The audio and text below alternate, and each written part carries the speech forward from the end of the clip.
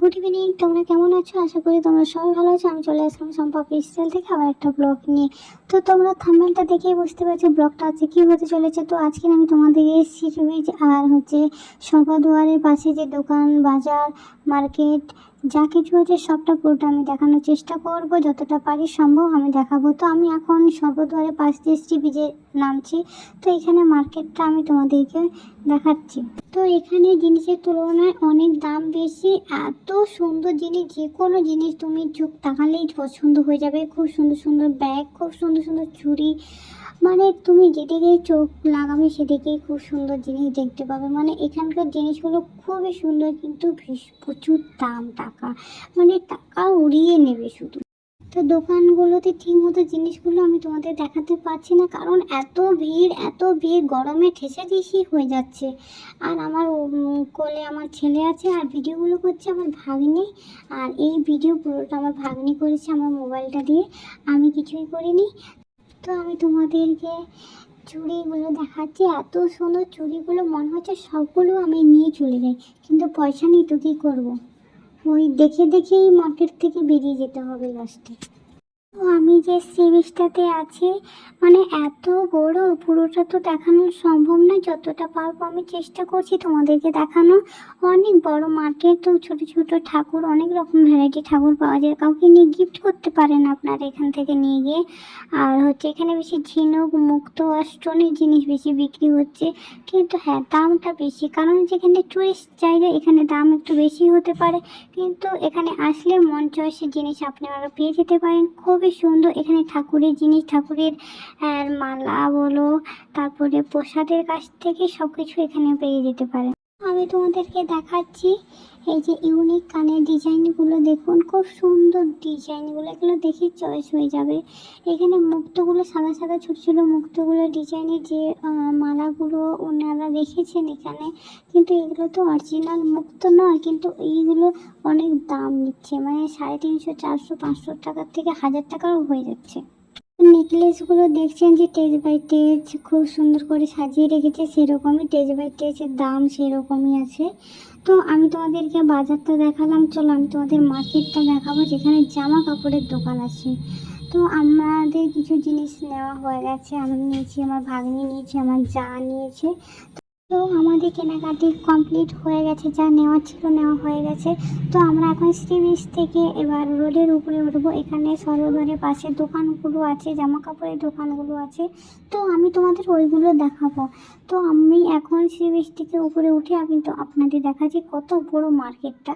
তো আমি এখন রাতে এখানে বাজারে কয়েকটা জিনিস চুজ করেছিলাম, সেগুলো আমি আজকে ভোরে আনতে এসেছিলাম, কারণ দোকানে কালকে অনেক ভিড় ছিল, তাই আমি ঢুকতে পারিনি, তাই আমি রুমে চলে গেছিলাম হোটেলে। তো আজকে আমি এসেছি।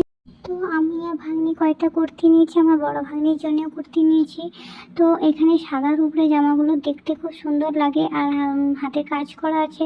আর পুরীর বিখ্যাত এখানে থান কাপড়ের বিখ্যাত, কারণ এখানে থান কাপড়গুলোর দামও অনেক বেশি। আর একটা শাড়ি কিনতে যান 6000, 7000 উপরের শাড়ি, এর নিচে নেই। এর নিচে বলতে 3-4 হাজার টাকা আছে, কিন্তু কোয়ালিটি সেরকম পাবেন না। এখানে থান, ব্লাউজের পিস, লুঙ্গির পিস, ছেলেদের জামার পিস, মেয়েদের জামা চুড়িদারের পিস, এখানে সব রকম পাওয়া যায়।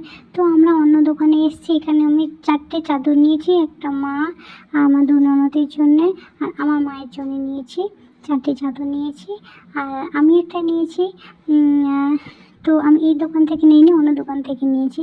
তো আরও কিছু জিনিস নেওয়া ছিল, ওখান থেকে নিয়েছি। আর আমি সাইড ব্যাগগুলো আমি 3টে নিয়েছি, কিন্তু 4টে দরকার, একটা খুঁজে পাচ্ছিলাম না একই রকমের, কিন্তু অন্য চলে এসেছে। তাই আঙ্কেলের সঙ্গে কথা বললাম যে আমরা 2 দিন এখানে স্টে করব, যদি থাকে আসে তো আমার জন্য একটা সাইড করে দেবেন। আমি সাইড করে রাখতে বললাম, কারণ আমি সর্বদুয়ারের পাশের হোটেলে আমি আছি। তো সর্বদুয়ারের পাশ দিয়ে যেতে সি বিচের মাঝখানে জগন্নাথের একটা মন্দির আছে, ওখানে আমি পুজো দিলাম। আর সত্যি কথা বলতে পুজো দিতে আমার মনটা শান্তি হয়ে গেল, কারণ পুরীর মন্দিরে অনেক দূর থেকে পান্ডাগুলো হাত ধরে পুজো দেওয়া করিয়েছি, আমি সত্যি শান্তি পেলাম পুজো দিয়ে। তো আমরা কদিন এসে সমুদ্র পাড়ে স্নান করেছি, কিন্তু মোবাইল নিয়ে আসিনি, আর ছবি তোলা ভিডিও করা কিছুই হয়নি। তো আমরা কালকে বাড়ি চলে যাচ্ছি, তাই আজকে আমরা ভিডিও করছি। আর আমার যা গপুকে নিয়ে এসে সুন্দর করে স্নান করাচ্ছে। আর গপুকে বার করা হয়নি, আজকে বার করা হলো। গপু অনেক জায়গায় ঘুরতে গেছে কিন্তু স্নান করতে আসেনি, তো আজকে নিয়ে এসছে আমার দিদি। আর তো আমার গপু এত ভয় পায় জলকে, তোমাদের দাদাভাই ব্যাগ দিয়ে আর ছাতা ডান্ডা দিয়ে খুব সুন্দর করে বাড়িতে পুঁতে দিয়েছে। আর আমার ভাগ্নি গপুকে নিয়ে খুব সুন্দর করে সেলফি তুলে দিয়েছে, স্মৃতিচারণ হয়ে থাকবে। এখানে একটা গপু নয়, দুটো গপু আছে, একটা ছোট গপু একটা বড় গপু আছে। তো তোমাদের দাদাভাই এখানের মধ্যে আছে, তো আমি তোমাদের দেখাতে পারছি না কারণ এখানে অনেকেই আছে, কোনটা তোমাদের দাদাভাই আমি চিনতেই পারছি না। তো পরিতে কদিন এসে 4-5 দিন এসে আমাদের মুখগুলো চেনা যাচ্ছে না, আমি নিজেই নিজে মোবাইলে চিনতে পারছি না কারণ মুখগুলো তো কালো হয়ে গেছে। আর নোনা জলে তো চুলগুলো ড্যামেজ হয়ে গেছে, কি বলবো। ভীষণ আনন্দ করলাম সমুদ্র পাড়ে এসে। তো আমার গপু এত ভয় পায়, লাস্টে তোমাদের দাদাভাই সমুদ্রতে বসিয়ে ওকে স্নান করিয়ে দিল। মানে আমি নিজে স্নান করাতে পারলাম না, কারণ হচ্ছে বাড়িতে স্নান করে, এখানে বাবা আমি নিজেই তোড়ে দাঁড়াতে পারছি না, ডিগবাজি খেয়ে নিচ্ছি কতবার। আর যদি আমার ছেলেকে নিয়ে থাকে তো আর বলার নয়। তো আমাদের মতো কাদের বাড়িতে এরকম গপু আছে আর পুরীতে এসে স্নান করেছে, সমুদ্র পাড়ে ঘুরে বেরিয়েছে, পুরীর মন্দিরে হাওয়া খেয়েছে, এত সুন্দর পরিবেশে ঘুরেছে। তো প্লিজ কমেন্ট করে জানিও, হ্যাঁ, যদি তোমাদের বাড়িতে কি গপু থাকে আর আমার মতন ছেলে, মানে আমার ছেলের মতো যদি গপু থাকে, বদমাশি শয়তানি যদি থাকে, সেটাও প্লিজ জানিও কমেন্ট করে। তোমরা কেউ যদি সি বিচে সমুদ্রে স্নান করতে আসো তো প্লিজ জুতো পরে এসো, চপ্পল পায়ে, কারণ 12টার পর হচ্ছে বালিতে পা দেওয়া যায় না, গরম হয়ে যায়। তো আমরা এখানে স্মৃতিচরণ হয়ে থাকবে সারা জীবনের মতন। তো আমার গপুকে নিয়ে এসে এখানে উঠ দাঁড়িয়ে আছে, আমরা কটা সেলফি তুললাম। আর আমার ছেলের হচ্ছে ডান্ডি ভেঙে চাতা খুলে গেছে, তাই তোমাদের দাদাভাই আরেকবার লাগিয়ে দিচ্ছে।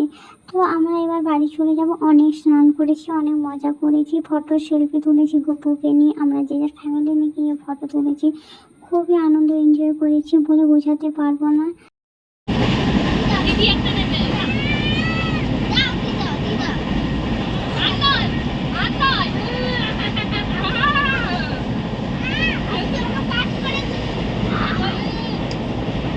তো আজকে ফাইনালি আমরা হচ্ছে হোটেল ছাড়লাম। আমাদের আজকে 3:30টার সময় ট্রেন ছিল, আমরা ট্রেনে উঠে গেছি আর ট্রেন ছেড়ে দিয়েছে। আর সত্যি কথা বলতে আজকের মানে মনটা ভীষণ খারাপ লাগছে, জগন্নাথকে ছেড়ে চলে যাচ্ছে। এইদিকে এক্সাইটেড হয়ে আছি যে বাড়িতে এতদিন ছেড়ে দিয়ে এসেছি, মানে কি হলো, ওইটার দিকেও মনটা খারাপ হয়ে যাচ্ছে, এই দিকে হচ্ছে জগন্নাথকে ছেড়ে দিয়ে যাচ্ছি, কি বলবো, সত্যি খারাপ লাগছে। আর আমি একটা কথা বলছি, ওই যে বাচ্চাটা দেখতে পাচ্ছ খুব সুন্দর ট্যালেন্ট, আর হচ্ছে মুখটা দেখাতে পারছি না কারণ আমি শুয়ে গেছিলাম, হট করে সেটা ডান্স দেখাতে দেখাতে চলে গেছে। মানে ট্রেনে ওঠে না অনেক বাচ্চাগুলো গান গায়ে ডান্স দেখায়, অনেক রকমের নিজের প্রতিভা দেখিয়ে পয়সা রোজগার করে, সেরকমই হয়তো আমি জাস্ট একটুখানি দেখাতে ক্লিপ দেখাতে পারছি, কারণ আমি পুরো ভিডিওটা আমার তোলা হয়নি। তো যদি কেউ এরকম ট্রেনে যাও আর যদি কোনো বাচ্চা টাচ্চা দেখতে পাও প্লিজ এরকম ভিডিও করো, কারণ যদি ভাগ্যে লটারি লেগে যায় তো ওই বাচ্চাটার নসিব চেঞ্জ হয়ে যাবে। তোমাদের ওইদিকে কেমন গরম পড়েছে জানিও, আমাদের এখানে ভীষণ গরম পড়েছে, গরমে থাকা যাচ্ছে না। বিশেষ করে দিনের বেলা তো 10টার পর থেকে একদম রাত্রি 8টা-9টা পর্যন্ত থাকাই যাচ্ছে না, এত গরম আর গরম, মনে হচ্ছে সূর্যটা নিচে নেমে চলে এসছে। তো এখানে শুধু মরুভূমি আর মরুভূমি, আর কি বলবো, শুধু বালি আর বালি। তো ভিডিওটা তোলাই ছিল, এডিট করার টাইম পাইনি, তার জন্য ভেরি সরি। কারণ হচ্ছে আমরা পুরী থেকে আসার পরে আমার মেয়ের স্কুল খুলে যায় আর ওকে নিয়ে একটু চাপ বেড়ে যায়, তাই আমি ব্লগটা ছাড়তে পারিনি, তার জন্য ভেরি সরি। তার প্রথম ব্লগে বলা হয়নি, আমার বলে দেওয়া উচিত ছিল প্রথমে, কিন্তু আমি লাস্টের দিকে ক্ষমা চেয়ে নিচ্ছি। তো পরের ব্লগটা আসতে চলেছে, তোমরা প্লিজ দেখো। আর ভিডিওটি এই পর্যন্ত, টাটা বাই বাই, ভালো থাকবেন, সুস্থ থাকবেন। আর হচ্ছে এই গরমে যদি কারেন্ট চলে যায় কেমন লাগবে বলো তো? ভালো লাগবে না? আমারও ভীষণ ভালো লাগছে। Tata bye bye.